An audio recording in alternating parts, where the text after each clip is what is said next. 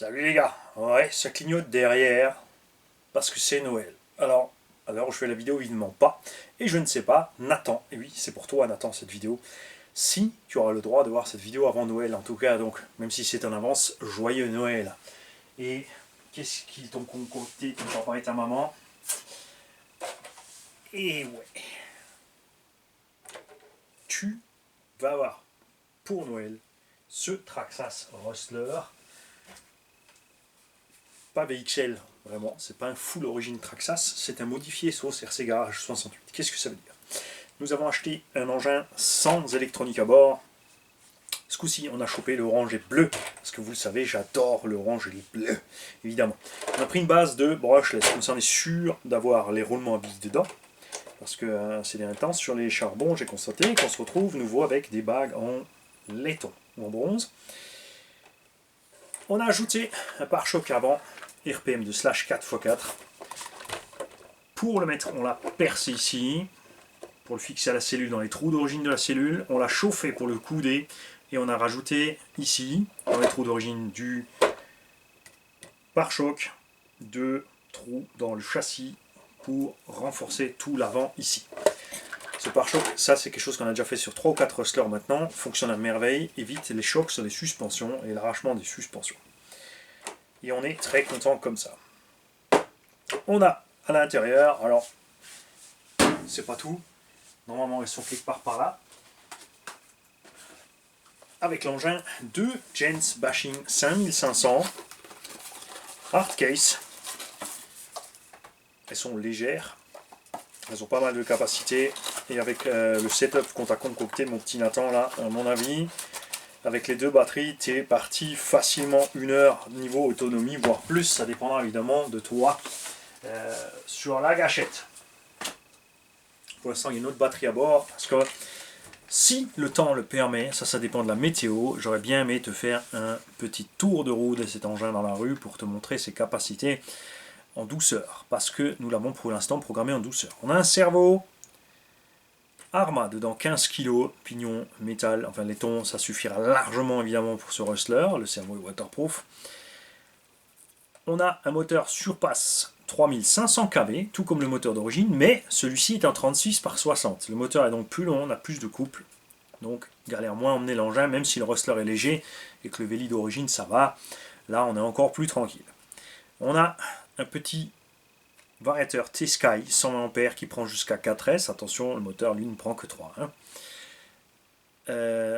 Variateur, j'en ai déjà monté plusieurs qui sont fiables quand tu as fait les bons réglages, ce qui est fait ici. Les réglages sont faits, l'engin est doux à piloter. Tu peux partir sur 2 roues si tu veux, mais sans trop forcer pour ne pas faire de soleil. Et au moment où tu prends un virage et tu remets gaz, les gaz ne reviennent pas trop brutalement et l'engin est donc facile à conduire. Enfin moi je l'ai trouvé vraiment facile à conduire. J'ai fait, une fois qu'on l'a monté, rapidement un test pour m'assurer que tout va bien. Et c'est seulement après que j'ai été contacté par ton papa et ta maman pour... le hasard fait bien les choses, tu vois. J'ai préparé cette machine en fait un dimanche soir et le lundi matin, j'ai eu un mail de tes parents qui me disait tiens je cherche ça et ça, qu'est-ce que t'en penses pour le petit? Et j'ai dit bah toi tu tombes bien parce que je viens d'en finir un. Et on a un petit truc en plus là-dedans aussi puisque les Rustler VXL ont normalement la télécommande Traxxas avec le TSM. Alors moi je suis pas fan du TSM mais c'est vrai que pour un petit débutant, surtout en 2 roues motrices, ça peut être sympa. Et c'est donc toi Nathan qui va faire pour nous le testeur. Tu vas recevoir avec cette machine une Dumbo X6. La différence de la X4 et la X6, c'est qu'elle a 6 voies, mais c'est pas tout. Tu peux avoir une X6 toute simple, avec donc ces 2 potentiomètres qui gèrent des fonctions annexes. Celle-ci, c'est la X6G. On a donc un récepteur qui a un gyroscope intégré. Là, il est activé. Donc quand tu mets le véhicule en route, je vais te montrer. J'ai la batterie dedans, c'est bon. Toujours d'abord, pour être sûr, parce que tu ne sais pas si c'est allumé ou éteint, tu allumes ta radio. Là, tu as une lumière bleue qui s'allume. Si elle clignote, c'est que les batteries sont vides. Si elle s'allume d'une autre couleur, c'est qu'il y a un mode de mixage activé. Donc c'est qu'il y a un problème. Et là, tu vas aller embêter ton papa. Normalement, ça ne se met pas en route tout seul, donc il n'y a pas de risque.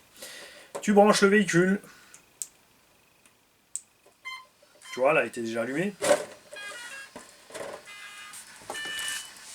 tu attends qu'il ait chanté de cette façon-là, tu ne touches à rien avant. Parce que si tu touches avant, il ne va pas se mettre en route. Donc tu attends qu'il ait chanté de cette façon-là. Et ensuite, tu checkes toujours d'abord la direction. Jamais les gaz, beaucoup ont la manie de poser le véhicule par terre, de mettre un coup de gaz, voir si ça marche ou pas. Mais s'il y a quoi que ce soit, ben ça part n'importe comment. Donc tu checkes toujours d'abord la direction. Et ensuite, tu ne mets jamais un coup de gaz brutal. Tu vas tout doucement. Tu vois? En douceur. Ça, c'est une chose.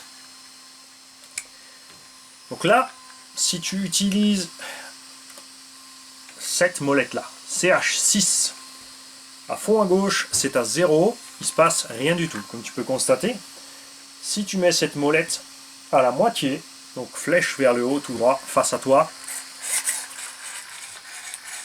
tu as le gyroscope qui est actif.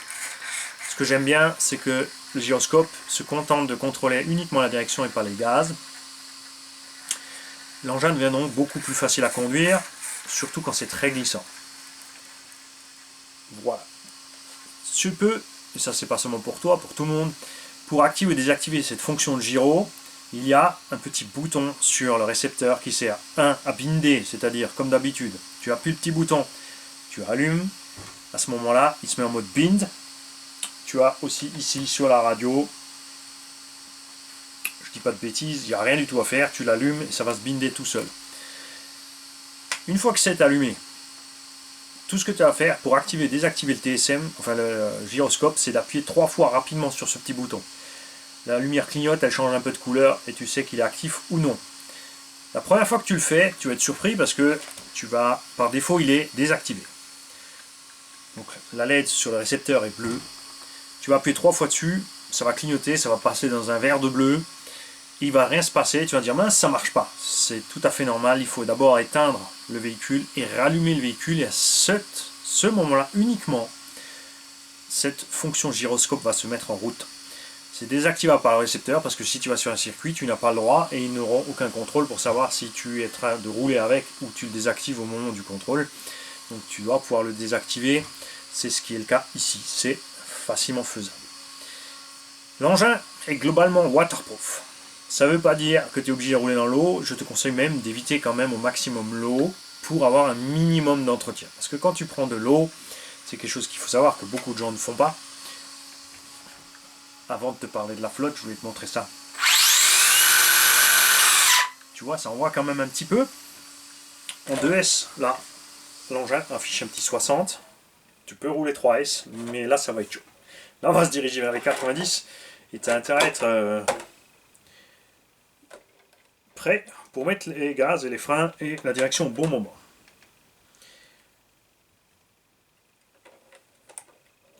Ensuite, comme on parle des gaz, avant de revenir là où on en était, je tiens à dire autre chose. Ici, il y a donc 4 potentiomètres. Ce côté, c'est écrit ST, ça tourne, c'est la direction. TH, tu penseras à ton blond d'Alsaco qui est en train de te faire la vidéo, tu prendras l'accent alsacien et tu diras ça, c'est tu accélères, hein, et tu sauras que c'est les gaz, tout simplement.